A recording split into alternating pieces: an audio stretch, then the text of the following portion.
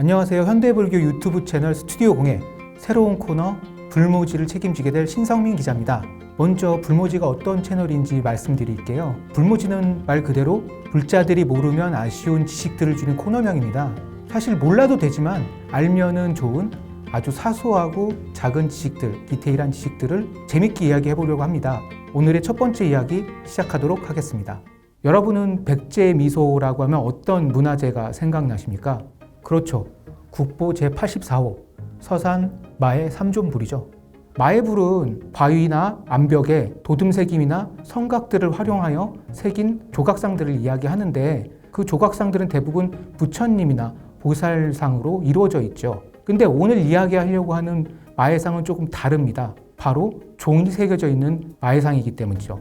안양 석수동 마의종이라고 하는 문화재인데요. 말 그대로 종이 새겨져 있습니다. 마의 기법으로. 정확하게 말하면 한 스님이 범종을 타종하고 있는 모습이 음각과 양각을 활용한 부조로 표현되어 있는 것이죠. 전국에 많은 마의상들이 있지만 이처럼 종이 새겨져 있는 마의상은 유래를 찾아볼 수가 없습니다. 제가 취재를 해보니까 아시아에서도 이 같은 마의상을 찾아보긴 굉장히 드물다고 합니다. 실제로 스님이 종을 치는 모습에 기록한 것은 마의상으로는 없고 회화가 하나가 있긴 합니다. 일본 나라 주구시조상 천수국 만다라 수장이라는 작품인데요.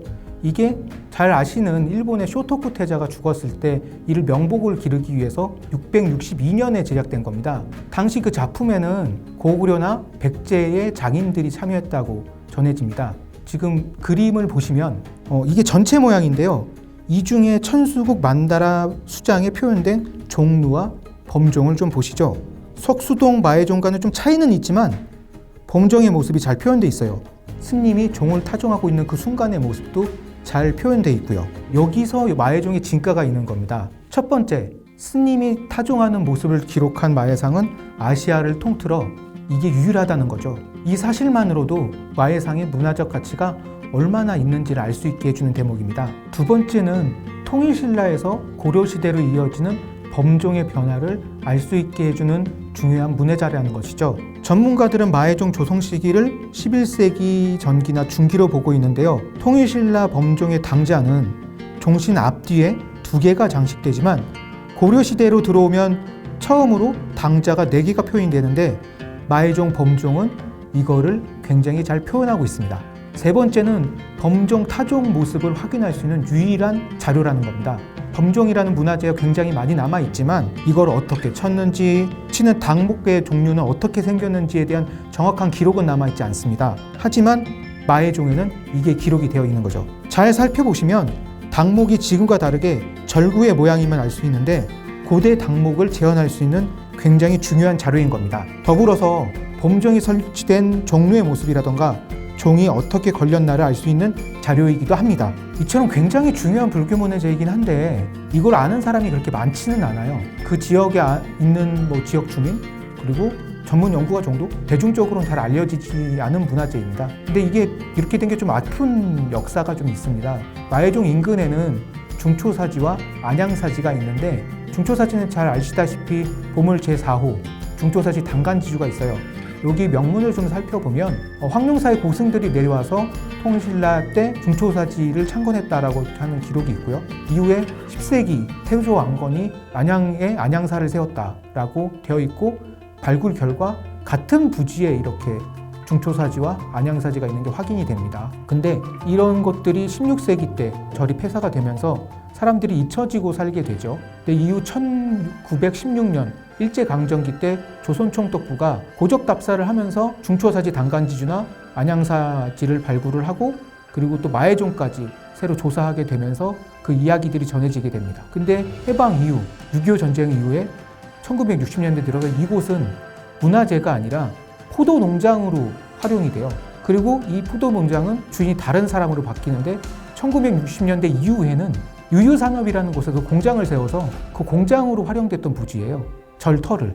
근데 유유산업이 안양에서 다른 곳으로 이전을 하면서 그 부지를 내놓게 되는데 이를 2007년도에 안양시가 매입하게 됩니다. 그러면서 안양시가 시발굴 조사를 하면서 중초사지, 안양사지 전면적으로 발굴하게 되고 지금은 그곳에 안양박물관과 근대문화재인 김중업 건축박물관으로 활용되고 있는 부분도 있는 거고요. 아쉬운 게 조선시대를 거쳐 현대까지도 그 가치나 이런 것들을 인정받지 못하고 중초사지, 안양사지, 마해종은 사람들에 대해서 좀 잊혀진 문화재가 되었던 거죠. 근데 지금은 그래도 좀 다행인 게 마해종 같은 경우는 1980년에 경기도 유형문화재로 지정이 되고 2000년대 들어서는 보호각도 설치가 되면서 그래 어느 정도 보호는 받고 있다라는 느낌이 들기는 해요. 근데 하여튼 이게 좀 그래도 아쉬운 점은 이게 1차선 도로에 차량이랑 사람들이 같이 이용을 하면서 참배도 해야 되고 차량 이동도 이루어지다 보니까 안전사고의 위험이 있고요. 그리고 최근에 석수동 일대가 굉장히 재개발이 크게 들어가고 있는데 그 인근에 재개발이 진행하게 되면 이 앞으로 이제 공사 차량이라던가 이런 것들이 지나다니면서 진동이나 이런 것들이 영향이 갈 수 있는 그런 부분들이 좀 크기 때문에 좀 보호를 좀 더 세게 해야 되는 부분들이 좀 필요한 거죠. 제가 앞서서 기사로도 썼지만 마해종은 빨리 국가 지정문화재, 국보나 보물로 지정을 받아서 빨리 보호 조치나 가치에 대한 재평가가 이루어져야 된다고 봅니다.